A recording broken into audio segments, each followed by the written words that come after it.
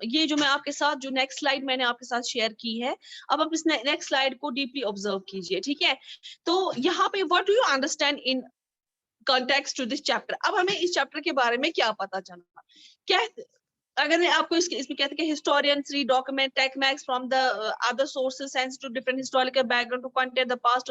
अभी कहते हैं कि जब मैंने आपको अभी वो एक मैप दिखाया जिसमें वो जो पहले जमाने की बात हो रही थी, जब वो मैप जो है बना हुआ था, उसके बाद जो चेंज आई, मतलब वो चेंज आई, मगर बेसिकली चेंज कैसे आई?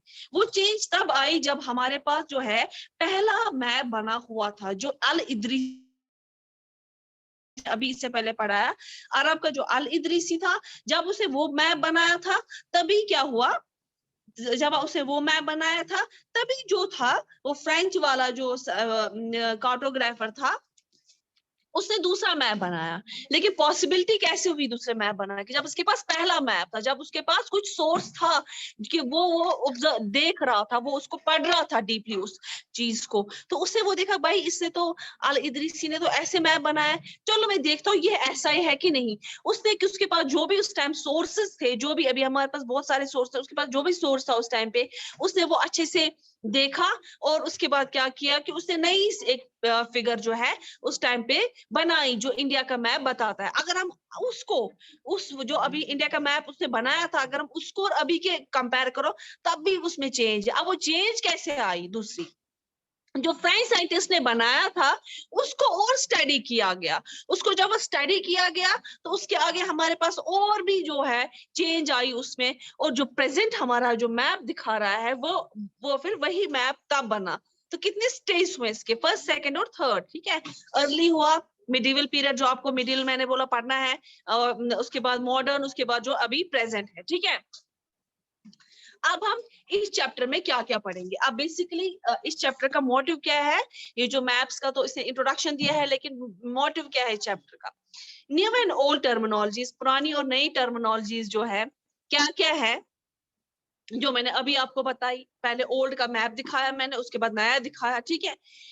हिस्टोरियंस एंड देयर सोर्सेज, जो भी हिस्टोरियंस है जिन्होंने कुछ बनाया, उसके बाद वो हिस्ट्री छोड़ गए कि हमने ये बनाया था। जब तक वो अल इदरीसी का मैप हमारे पास नहीं होता, या अल इदरीसी का मैप वो फ्रेंच जो कार्टोग्राफर है उसके पास नहीं होता, वो कैसे दूसरा मैप बनाता, वो कैसे बनाता, ठीक है। तो उनका कहाँ से क्या जरिया था? New social and political groups, उसके बाद नए नए सोशल और पॉलिटिकल ग्रुप्स आए। राजपूत एंड जाट्स आए। राजपूत का तो हमने बहुत सारी मूवीज भी आती हैं राजपूत की, जो देखेंगे, या जो जाट्स वगैरह है। जब मैंने कहा था, मैंने शायद हाँ, आपको मैंने लास्ट ईयर पढ़ाया था, जाट्स सिक्स का पढ़ाया कि सिखों का भी रूल एक टाइम पे था, उनका भी एक किंग हुआ करता था।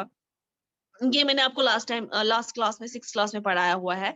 राजपूत भी पढ़ाया था। मेवाड़ का जो किंग था, जो पद्मावत मूवी बनी है, वो उसी पे, राजपूत पे ही बनी है, ठीक है। रिलीजन एंड एम्पायर, उनका रिलीजन, उनके मजहब क्या थे? क्योंकि जब आज से जब रूल था, पहले आज से चोलास था, मौर्यन था, तो वो कौन थे? वो तो हिंदू थे। उसके बाद जो है दिल्ली सुल्तान आए, जो बेसिकली इनके जो दिल्ली सुल्तान की उनके रूट्स, ये मैंने आपको ऑलरेडी पढ़ाया हुआ है, उनके रूट्स इंडिया के नहीं थे, वो बाहर से आए थे। उसके बाद मैंने आपको मुगल्स का मैंने आपको रूट भी दिखाया था, मुगल्स कैसे आए, मुगल्स कहाँ के थे, यूक्रेन से आए, आगे से आगे। उसके बाद वो उज्बेकिस्तान, उसके बाद वो पाकिस्तान, अफगानिस्तान, और अफगानिस्तान से वो डायरेक्ट एंटर हुए दिल्ली में। और उनका जो वहाँ का एनवायरनमेंट काफी ज्यादा प्लीजेंट लगा, बहुत अच्छा लगा, जिस वजह से उन्होंने वहां पे स्टे करने का फैसला लिया। इस तरह से वो मुगल्स का जो है, मुगल्स की डायनेस्टी इंडिया में आई। तो ये भी था, मुगल्स थे।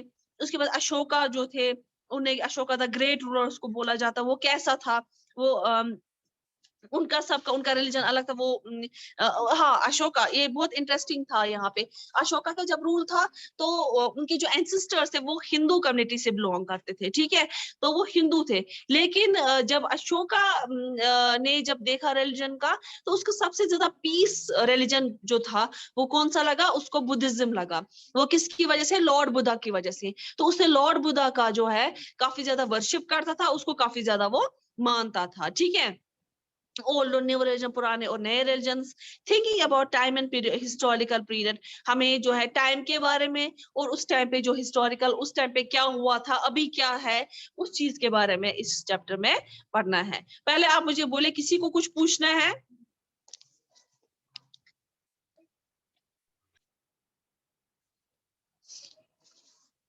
मैं, आप तो म्यूट में नहीं है सारे, किसी को कुछ पूछना है? No ma'am. No ma'am. सबको समझ आया? Yes ma'am. मैम। लास्ट में Yes, Mariam ma'am. Hilal class में, एक मिनट, लास्ट में कौन आया है? मरियम हिलाल क्लास में आई है, और मरियम हिलाल आपका रोल नंबर 24 है, 25 नहीं। और निदा, और कोई आया लास्ट में? क्योंकि उसकी अटेंडेंस वरना नहीं होगी, क्योंकि मैंने पहले कर ली थी अटेंडेंस, फिर बाद में जो जैनब गुलजार, जैनब गुलजार आपका रोल नंबर 28 परफेक्ट अपना ही है, सही है। निदा जहरा 14 बिल्कुल सही है आपका रोल नंबर। मलिहा वानी है, उबैद 6, उबैद क्या है 11, एक मिनट, उबैद 11 ठीक है, आपकी सिस्टर का 6 है, ठीक है। आयमन जहरा 5, अरफात नूर 19, हाँ अरफात नजीर आपका 19 है, ठीक है। किसी को कुछ पूछना है? No ma'am. No, ma'am. सबको समझ आया? Yes, ma'am. Yes ma'am. Okay, सुनिए, आपको कल मैं पहले ये पूछूंगी, उसके बाद आपको मैं आगे पढ़ाऊंगी। पहले इस जो मैंने आज पढ़ा है इसके बारे में फर्स्ट मैं कल आपसे पूछूंगी, ठीक है? Okay, ma'am. ओके, अल्लाह हाफिज।